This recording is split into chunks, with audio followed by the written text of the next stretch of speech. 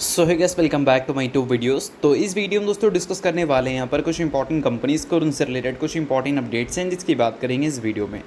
तो चलिए दोस्तों वीडियो की शुरुआत करते हैं। सबसे पहली कंपनी को डिस्कस करते हैं। पहली कंपनी का नाम है happiest mind technologies limited. But इसको डिस्कस करने से पहले दोस्तों, अगर आपने अभी तक चैनल को सब्सक्राइब नहीं किया है तो चैनल को सब्सक्राइब करके बेल आइकन को प्रेस कर लो, ताकि आने वाली जितनी भी अपडेट्स हैं उन सभी अपडेट्स का नोटिफिकेशन आपको सबसे पहले मिल सके। और टेलीग्राम चैनल को ज्वाइन नहीं किया है तो उसको भी जाकर ज्वाइन कर सकते हैं आप, लिंक आपको डिस्क्रिप्शन में देखने को मिल जाएगा। तो चलिए दोस्तों वीडियो की शुरुआत करते हैं। सबसे पहले बात करते हैं हैप्पीएस्ट माइंड टेक्नोलॉजी से रिलेटेड कुछ इंपॉर्टेंट अपडेट्स के बारे में। सो दोस्तों, अगर पिछले कुछ टाइम की बात करें तो हैप्पीएस्ट माइंड टेक्नोलॉजी की परफॉर्मेंस नो डाउट काफ़ी ज़्यादा डिसअपॉइंटिंग हमें देखने को मिल रही है। गिरावट के परसेंटेज को नोट करें तो वो करीब 37.8% के आसपास हमें देखने को मिल जाएगा। और इस गिरावट के बाद कंपनी के जितने भी शेयर होल्डर हैं वो काफ़ी ज़्यादा कंपनी से परेशान हैं। परेशान इसलिए भी हैं क्योंकि गिरावट तो वन साइडेड हो रही है, बट इसके रीज़न भी काफ़ी सारे लोगों को पता ही नहीं है कि गिरावट हो क्यों रहा है। तो रीज़न हम लोग समझने की कोशिश करेंगे ताकि जो भी आपके डाउट्स एंड क्वेरीज़ हैं वो पूरी तरह से क्लियर हो सके। अब दोस्तों, हैप्पीएस्ट माइंड टेक्नोलॉजीज़ की अगर हम बात करें तो ये एक प्रॉफिटेबल कंपनी है। इसको हम स्टार्टअप की तरह नहीं देख सकते। छोटी कंपनी है, मतलब बोल सकते हैं स्मॉल कैप कंपनी है, बट ये एक स्टार्टअप नहीं है, प्रॉफिटेबल कंपनी है। स्टार्टअप की जब हम बात करते हैं तो वो अपने रेवेन्यू को ग्रो करना प्रीफर करती है। अगर उसके लॉस हो रहे हैं तो भी कोई दिक्कत नहीं है। रेवेन्यू को अगर वो ग्रो करेगी तो उसके वैल्यूशंस भी आपको बढ़ते हुए देखने को मिलेंगे, चाहे उसके लॉस ही बढ़ते हुए क्यों ना हो। ठीक है, क्योंकि स्टार्टअप पूरी तरह से डिपेंड होती है फंडिंग पे।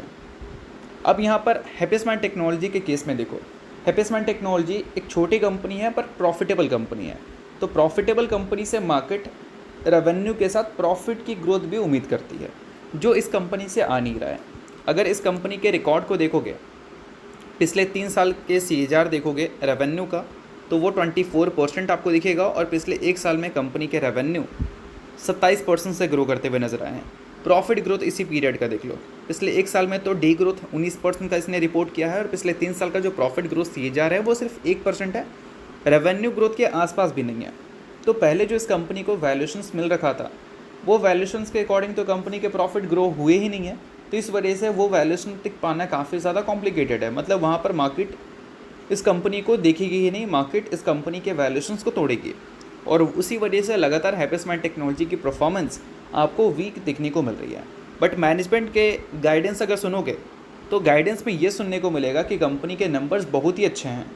भले कंपनी के प्रॉफिट आपको ग्रो होते हुए देखने को ना मिले, बट गाइडेंस में यही मेंशन है कि रेवेन्यू ग्रोथ कंपनी का ज़बरदस्त आ रहा है और आगे भी ज़बरदस्त रहेगा। और इन्वेस्टर सिर्फ रेवेन्यू ग्रोथ नहीं, प्रॉफिट की ग्रोथ भी उम्मीद करते हैं। अब ICICI सिक्योरिटीज़ की एक रिसर्च रिपोर्ट हमें सुनने को मिल रही है, जिसमें उन्होंने मेंशन किया है कि 2025 की अगर हम बात करें तो इसके जो रेवेन्यू ग्रोथ रहा है कांस्टेंट करेंसी के टर्म में वो 25.6% से रहा है।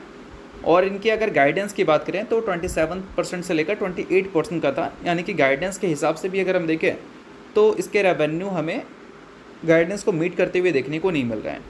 ऑर्गेनिक ग्रोथ अगर देखोगे 2025 का तो वो 3.2% आपको देखने को मिला है, जो कि एस्टिमेट के हिसाब से ही है। बट जब इसके पीयर्स की हम बात करते हैं तो इसके जो कॉम्पिटिटर्स हैं उसके रेवेन्यू ग्रोथ नहीं, ऑर्गेनिक ग्रोथ 2024 में 7% से दिखा था और 2025 में 3% से दिखा था। बोल सकते हैं इसके पीयर्स के कंपैरिजन में हैप्पीएस्ट माइंड टेक्नोलॉजी की जो ऑर्गेनिक ग्रोथ है वो हमें कम देखने को मिल रही है। और साथ में दोस्तों, मैनेजमेंट ने एक बड़ा अनसर्टेनिटी भी बताया है।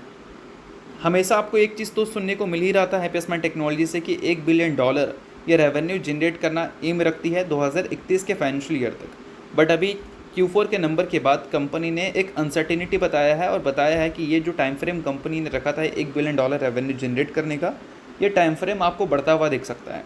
रिवाइज टाइमलाइन कंपनी का FY26 के सेकेंड हाफ में हमें देखने को मिल सकती है। और यहाँ पर यह भी बताया गया है कि 2026-2027 में कंपनी ऑर्गेनिक ग्रोथ से जो उम्मीद कर रही है वो डबल डिजिट का उम्मीद कर रही है। मतलब डबल डिजिट से ऑर्गेनिक ग्रोथ हमें देखने को मिल सकते हैं। तो सभी चीज़ें सिर्फ और सिर्फ कंपनी के रेवेन्यू से रिलेटेड ही मेंशन है, ना कि प्रॉफिट से रिलेटेड। अब देखो दोस्तों, बात करते हैं हम जोमेटो की। तो जोमेटो पहले तो प्रॉफिटेबल कंपनी नहीं थी, लॉस में ही थी। जब वो प्रॉफिट में आई तो परफॉर्मेंस काफ़ी अच्छा आपने देखा अब जोमेटो से। अब यहाँ से वापस से जोमेटो अगर लॉस में जाती है तो मार्केट ऐसा नहीं कि पहले जैसा ही रिएक्ट करेगी, यानी कि चलो कोई बात नहीं, पहले भी तो लॉस में थी फिर से लॉस में आ गए तो क्या दिक्कत है, ऐसा नहीं होता। प्रॉफिट में अगर आप हैं तो प्रॉफिट ही रिपोर्ट करना है और लगातार अच्छा प्रॉफिट रिपोर्ट करना है, तभी मार्केट आपको चीयर करती है। और वो चीज़ रिपोर्ट करने में आप अनसक्सेसफुल रहते हैं तो फिर मार्केट आपको ऐसे ही डिसरिस्पेक्ट करती है। तो आई होप आपको ये सारी चीज़ें समझ आ गई होंगी कि हैप्पी स्मार्ट टेक्नोलॉजी की ऐसी परफॉर्मेंस आपको क्यों दिख रही है, और इन सारी चीज़ों के बाद आपका क्या पॉइंट ऑफ व्यू है हैप्पी स्मार्ट टेक्नोलॉजी को लेकर, वो मुझे कमेंट में ज़रूर बताना। बट हाँ, जितनी भी सारी चीज़ें मैंने आपको बताई है वो सभी चीज़ें सिर्फ और सिर्फ एजुकेशन पर्पज़ के लिए, इसको रिकमेंडेशन की तरह मत समझना। अब दोस्तों वीडियो में आगे बढ़ने से पहले बात कर लेते हैं मेरे टेलीग्राम चैनल के बारे में, जिसको अगर आपने अभी तक ज्वाइन नहीं किया है तो उसका लिंक आपको डिस्क्रिप्शन में देखने को मिल जाएगा। लिंक के थ्रू जाकर चैनल को ज्वाइन कर लो। ज्वाइन करने का दोस्तों सबसे बड़ा बेनिफिट ये है कि हमारा चैनल टाई अप किया है SEBI registered research analyst mister Kulneet Singh के साथ, जिसका रजिस्ट्रेशन नंबर आप यहाँ पर नोट कर सकते हैं। अब चैनल को ज्वाइन करते हैं तो इनकी जो काफ़ी सारी एक्टिविटीज़ हैं आपको इस चैनल पे देखने को मिलती है, जिसमें ये आपको चार्ट्स वगैरह शेयर करते हैं जिससे आपको आइडिया लगता है। और उसके अलावा दोस्तों काफ़ी सारी कॉल्स एंड अपडेट्स भी आपको यहाँ पर मिलता है बिल्कुल फ्री ऑफ कॉस्ट। तो इन सारी चीज़ों का बेनिफिट आप ले सकते हैं। अभी रिसेंटली काफ़ी सारी कंपनी का चार्ट्स वगैरह इन्होंने अपडेट किया था, जिसको आप चाहो तो चेकआउट कर सकते हो। और इसके अलावा काफ़ी सारी कंपनी का कॉल्स वगैरह भी इन्होंने दिया था, जिसको भी आप चाहो तो चेकआउट वगैरह कर सकते हो। तो लिंक आपको डिस्क्रिप्शन में देखने को मिल जाएगा। लिंक के थ्रू जाकर चैनल को ज्वाइन करो, सभी चीज़ें आपको बिल्कुल फ्री ऑफ कॉस्ट यहाँ पर मिलती हैं। तो चलिए दोस्तों बात करते हैं अगली कंपनी के बारे में। सो अगली कंपनी का नाम है टाटा मोटर्स लिमिटेड। अब टाटा मोटर्स के एग्जाम्पल से भी आप समझ सकते हैं हैप्पी स्मार्ट टेक्नोलॉजीज़ को। अब देखो दोस्तों, स्टॉक प्राइस CAGR इसका पिछले 5 साल का अगर स्टॉक प्राइस CAGR देखोगे तो 49% CAGR से इसने रिटर्न दिया है। 3 साल का CAGR अगर देखोगे तो 18% से इसने रिटर्न दिया है, 18% CAGR से मतलब। अब टाटा मोटर्स ने इतने ज़बरदस्त रिटर्न्स इसलिए प्रोवाइड कर पाई है क्योंकि पहले ये कंपनी थी लॉस में। देखो अगर आप इस पीरियड में देखोगे तो हर साल कंपनी को होता था लॉसेस, तो यहाँ पर टाटा मोटर्स की परफॉर्मेंस बिल्कुल भी अच्छी नहीं थी। बट जैसे ही लॉस से ये आई प्रॉफिट में, आप देखो पिछले 3 साल से लगातार इसके प्रॉफिट्स हमें देखने को मिल रहे हैं। यहाँ पर तो प्रॉफिट आपको बहुत ही अच्छी तरह से ग्रो करते हुए नजर आए, तो मार्केट ने काफ़ी अच्छा चीयर भी किया। बट अभी पिछले 1 साल में क्या हुआ है कि कंपनी के जो प्रॉफिट्स हैं वो ग्रो नहीं कर पा रहे हैं, वो डी ग्रोथ करते हुए नज़र आ रहे हैं। इस वजह से आपको स्टॉक प्राइस CAGR पिछले 1 साल का अगर देखोगे तो नेगेटिव में देखने को मिल रहा है। तो वही चीज़ मैंने आपको हैप्पी स्मार्ट टेक्नोलॉजी में समझाने की कोशिश की है कि कंपनी अभी लगातार प्रॉफिट को ग्रो ही नहीं कर पा रही है, प्रॉफिट्स कंपनी के नीचे जा रहे हैं, इसी वजह से परफॉर्मेंस नहीं आ रही है। यही प्रॉफिट अगर ऊपर जाते हैं तो रेवेन्यू ग्रोथ के साथ प्रॉफिट ग्रोथ भी देखकर मार्केट हैप्पी स्मार्ट टेक्नोलॉजी को चीयर करती है। तो इस वजह से समझो कि कोई भी लॉस वाली कंपनी जब प्रॉफिट में आती है तो परफॉर्मेंस अच्छा होता है, बट प्रॉफिट से लॉस में नहीं जानी चाहिए क्योंकि वहाँ पर परफॉर्मेंस काफ़ी ज़्यादा डिसअपॉइंटिंग हो जाता है। अब इन सारी चीज़ों के बाद दोस्तों टाटा मोटर्स की कुछ फ्यूचर आउटलुक्स को भी देख लेते हैं, जो कि डिमर्जर से रिलेटेड बेसिकली होने वाला है। अब देखो टाटा मोटर्स ने अपने 2025 को लेकर 26 को लेकर कुछ खास गाइडेंस तो दिया नहीं है।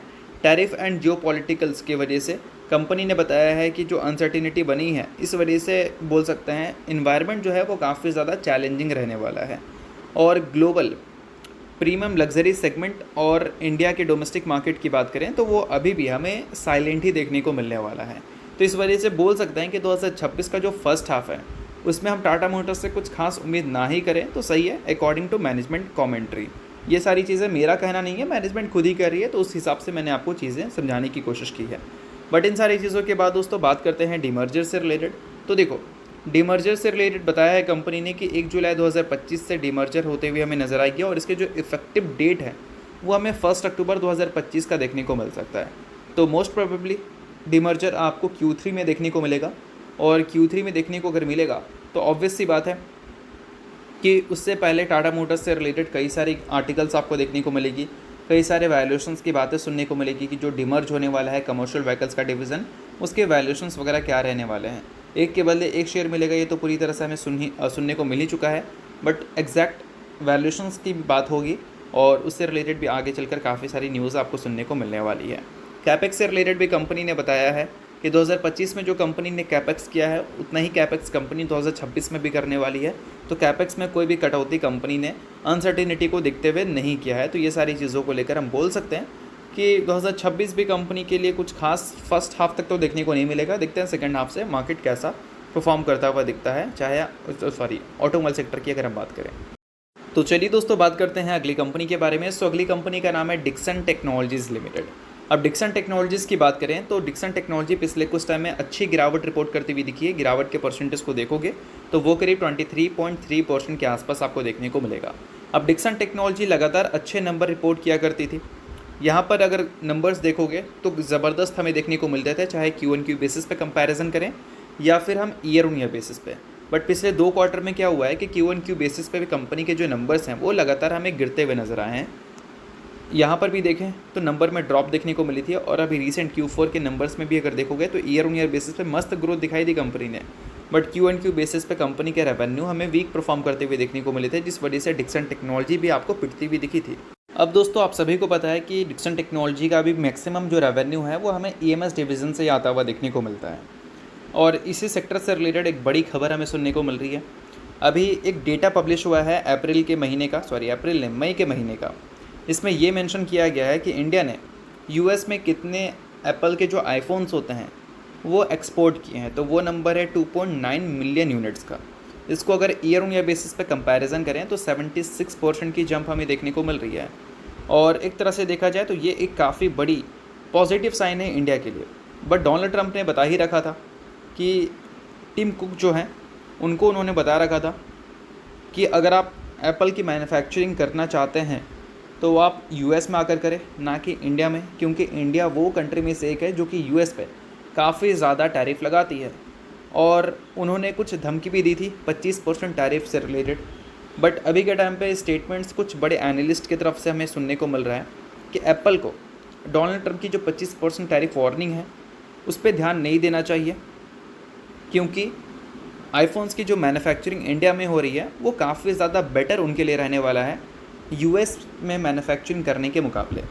और ये जो एप्पल अपनी डिपेंडेंसी को इंडिया में थोड़ा बढ़ाती हुई दिखी है, ये एक तरह से इंडिया के लिए काफ़ी बड़ी गुड न्यूज़ है और उन सारी कंपनीज़ के लिए भी गुड न्यूज़ है जो कंपनी कॉन्ट्रैक्ट मैन्युफैक्चरिंग करती है मोबाइल्स का। अब इंडिया ने सरपास यानी कि क्रॉस कर लिया है चाइना के वॉल्यूम्स को और बोल सकते हैं पूरे वर्ल्ड में सबसे बड़ी कंट्री बन चुकी है जो कि आईफोन्स के एक्सपोर्ट करती हुई नज़र आ रही है US में। एक तरह से देखा जाए तो अप्रैल के महीने में 3.3 मिलियन यूनिट्स आपको इंडिया की तरफ से शिप होते हुए देखने को मिले हैं US में और मई के महीने में भी नंबर 3 मिलियन के आसपास का ही देखने को मिल रहा है। तो ओवरऑल अगर देखोगे तो इंडिया के लिए ये काफ़ी अच्छी न्यूज़ है। और अगर मान लो एप्पल अपने डिपेंडेंसी को इंडिया में ही रखना चाहती है तो ऐसा तो नहीं है कि इंडिया में कुछ ही कंपनीज़ को वो कॉन्ट्रैक्ट्स देगी, और भी काफ़ी सारी कंपनीज़ को कॉन्ट्रैक्ट्स मिलते हुए नज़र आ सकते हैं, जिसमें डिक्सन टेक्नोलॉजी जैसी कंपनीज़ का भी नाम आपको सुनने को मिल सकता है। तो बेशक ये सारी जो न्यूज़ है वो इंपॉर्टेंट है, आप नोट कर सकते हैं अगर आप डिक्सन टेक्नोलॉजी या फिर किसी भी EMS कंपनी के शेयर होल्डर हैं तो चलिए दोस्तों बात करते हैं अगली कंपनी के बारे में, जिसका नाम है V-Mart retail limited. Recently company ने Q4 की रिजल्ट पब्लिश किया था, उसके साथ कंपनी ने 3:1 की रेशियो में बोनस भी दिया है दोस्तों, जिसमें कंपनी ने 1 शेयर के बदले अपने इन्वेस्टर्स को 3 इक्विटी शेयर देने का फैसला किया है। सो अगर आप इस कंपनी के शेयर होल्डर हैं तो बेशक ये न्यूज़ आपके लिए इंपॉर्टेंट है। शेयर होल्डर नहीं है इग्नोर कर सकते हैं, न्यूज़ थी इस वजह से मैंने बता दिया, बाकी किसी भी तरह का ये रिकमेंडेशन नहीं है। तो चलिए दोस्तों ये वीडियो यहीं तक था, आप करता हूँ वीडियो आपको अच्छा लगा वीडियो चला लाइक कीजिए, पहली बार सब्सक्राइब कीजिए। वीडियो देखने के लिए बहुत बहुत शुक्रिया।